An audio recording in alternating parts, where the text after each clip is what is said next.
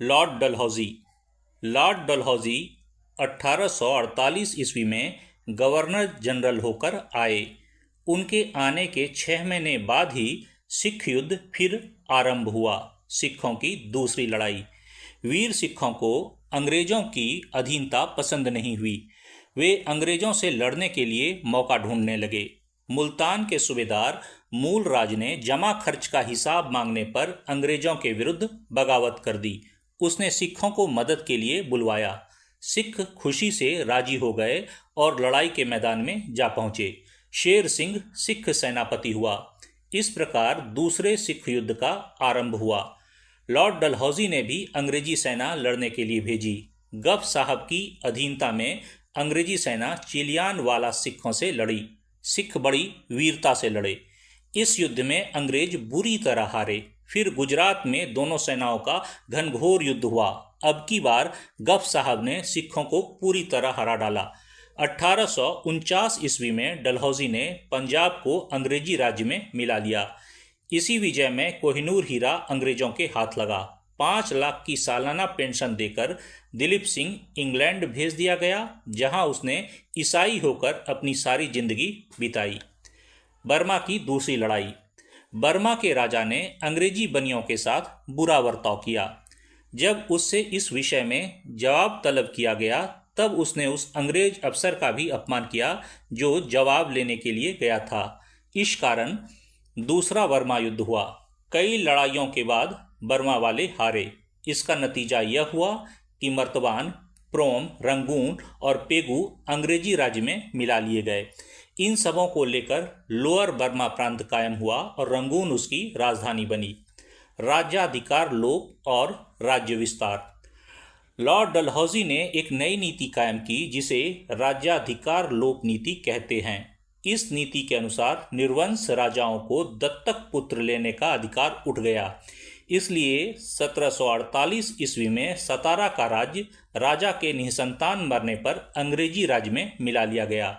इसी प्रकार नागपुर और झांसी के राज्य भी ब्रिटिश साम्राज्य में शामिल हो गए। निजाम ने अंग्रेजी सेना के खर्च के लिए बरार दे दिया। अवध की प्रजा में असंतोष देखकर अवध भी अंग्रेजी साम्राज्य में शामिल किया गया और विलासी वाजिद अली शाह को 12 लाख की सालाना पेंशन देकर कलकत्ते भेज दिया गया। पेंशन की जब्ती। डलहौजी ने यही नहीं किया, बल्कि बाजीराव पेशवा के मरने पर उसके दत्तक पुत्र को पेंशन देना बंद कर दिया। तंजौर के राजा और कर्नाटक के नवाब के मरने पर उनके उत्तराधिकारियों की पेंशन बंद कर दी।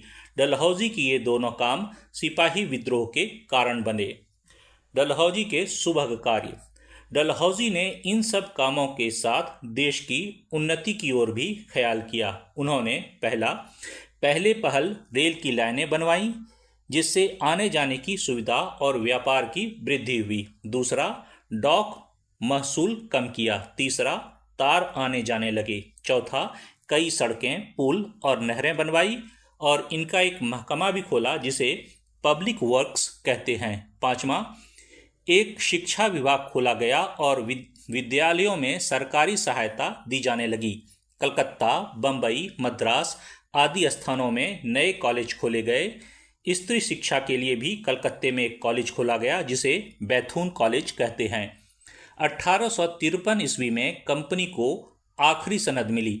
इसमें कंपनी के अधिकार रहने का कोई समय नहीं रहा। 1856 ईस्वी में लॉर्ड डलहौजी विदा हो गए। डलहौजी का चरित्र। भारतवर्ष के इतिहास में लॉर्ड डलहौजी का बहुत नाम है। वे बड़े ही विद्वान, विचारवान, बुद्धिमान और अपनी धुन के पक्के आदमी थे। ब्रिटिश भारत के निर्माताओं में उनका स्थान बहुत ऊंचा समझा जाता है। यद्यपि उनकी राज्याधिकार लोप नीति से भारत के बहुत से देशी राज्य मिट गए, पर भारतीय प्रजा के लाभ के लिए ही उन्होंने यह नीति स्वीकार की थी। लॉर्ड डलहौजी ने पंजाब के उदंड सिखों को परास्त कर उन्हें अपनी शासन चातुरी से अच्छी तरह संतुष्ट कर दिया, जिससे दिलजले सिख शांति नहीं बल्कि राजभक्त भी बन गए और सन 1857 ईस्वी के गदर में उन्होंने हृदय से अंग्रेजों का साथ दिया।